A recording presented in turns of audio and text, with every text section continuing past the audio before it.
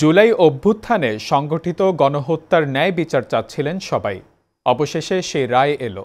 আদালত বলে দিলেন শেখ হাসিনা সহ ৩ আসামির অপরাধ প্রমাণিত হয়েছে।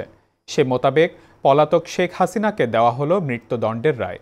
কিন্তু এখন প্রশ্ন উঠেছে, রায়ের পর কি হবে আসলে?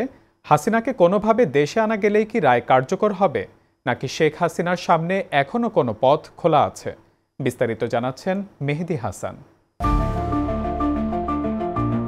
জুলাই গণঅভ্যুত্থানকালে সংঘটিত মানবতা বিরোধী অপরাধে মামলায় ক্ষমতাচ্যুত সাবেক প্রধানমন্ত্রী শেখ হাসিনাকে মৃত্যুদণ্ড দিয়েছেন আন্তর্জাতিক অপরাধ ট্রাইব্যুনাল। 17 নভেম্বর বিচারপতি মোহাম্মদ গোলাম মর্তুজা মজুমদারের নেতৃত্বাধীন 3 সদস্যের আন্তর্জাতিক অপরাধ ট্রাইব্যুনাল 1 এই ঐতিহাসিক রায় ঘোষণা করেন। জানা যায়, পৃথক 3টি অপরাধের অভিযোগে শেখ হাসিনাকে মৃত্যুদণ্ড দেওয়া হয়। এছাড়া আরও 2টি অভিযোগে আমৃত্যু কারাদণ্ড দেওয়া হয়েছে তাকে। জুলাই অভ্যুত্থান সংশ্লিষ্ট মামলার এটাই প্রথম কোনো রায়। তবে ট্রাইব্যুনাল রায় ঘোষণা করলেও এটাই চূড়ান্ত ধাপ নয়। এরপরও শেখ হাসিনার আইনি লড়াইয়ের একাধিক ধাপ বাকি থাকবে। তবে সেক্ষেত্রে শেখ হাসিনাকে হাজির হয়ে আদালতে করতে হবে আত্মসমর্পণ। আন্তর্জাতিক অপরাধ আইন 1973-এর অধীনে এই প্রক্রিয়া নিয়ন্ত্রিত হবে।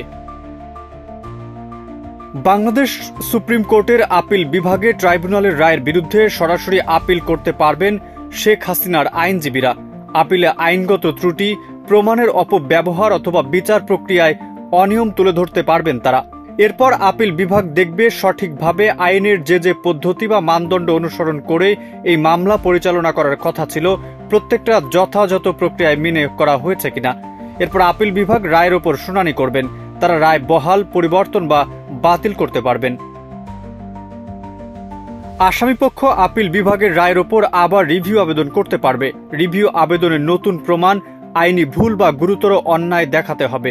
বিচারপতিরা আপিল বিভাগের রায় বহাল রাখতে, সংশোধন করতে বা পুনরায় শুনানির নির্দেশ দিতে পারেন। এটাই বিচারিক প্রক্রিয়ার শেষ ধাপ। তবে রিভিউয়ে দেওয়া চূড়ান্ত রায়ের পরও শেখ হাসিনা রাষ্ট্রপতির কাছে ক্ষমা প্রার্থনা করে সাজা মওকুফের আবেদন করতে পারবেন। সংবিধানের 49 অনুচ্ছেদ অনুসারে রাষ্ট্রপতি শেখ হাসিনার দণ্ড মওকুফ কমানো বা স্থগিত করতে পারেন।